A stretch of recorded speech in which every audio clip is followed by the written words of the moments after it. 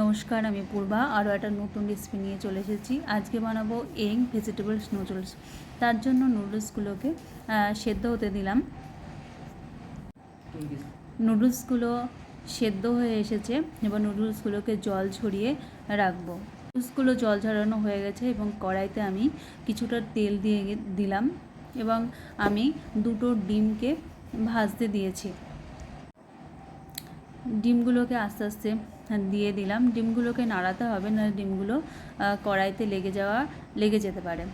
আমার ডিমগুলো ভাজা হয়ে এসেছে এবং তুলে রাখলাম এবং কড়াইতে আবার কিছুটা তেল দিয়ে তার মধ্যে সবজিগুলো, কেটে রাখা সবজিগুলো অ্যাড করছি। প্রথমে রসুন কুচি, লঙ্কা কুচি, আদা কুচি, পেঁয়াজ কুচি দিয়ে দিলাম এবং কেটে রাখা সবজিগুলো অ্যাড করলাম। এর মধ্যে নুন অ্যাড করছি এবং কিছুক্ষণ সময়ের জন্য আবার আস্তে আস্তে সবজিগুলোকে নরম হতে দিতে হবে।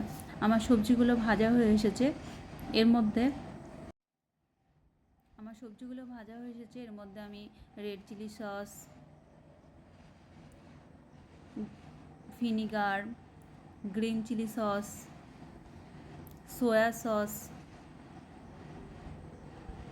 অ্যাড করছি। এরপর আমি নুডলসগুলোকে অ্যাড করলাম এবং কিছুটা গোলমরিচের গুঁড়ো ছড়িয়ে দিয়েছি। এবার নুডলসগুলোকে মিক্স করলাম এবং ভেজে রাখা ডিমগুলোকেও আমি অ্যাড করলাম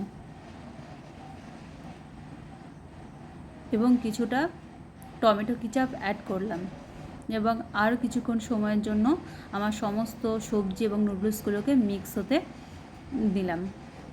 আমার নুডলস হয়ে এসেছে, আমি নামিয়ে রাখছি।